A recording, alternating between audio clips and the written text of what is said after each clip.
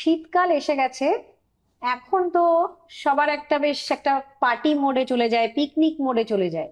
কিন্তু এই সব করতে গিয়ে আপনারা জল খেতে ভুলে যাচ্ছেন না তো?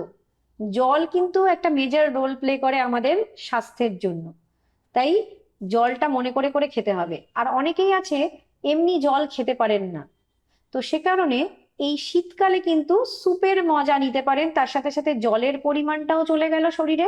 আর একটু আধটু যদি স্যুপ খেলেন, তার মধ্যে একটু ভেজিটেবল দিয়ে খেতে পারেন, কখনো চিকেন দিয়ে খেতে পারেন, কখনো মাশরুম স্যুপ খেতে পারেন, কখনো ব্রকলি দিয়ে স্যুপ খেতে পারেন, কখনো কর্ন স্যুপ খেতে পারেন।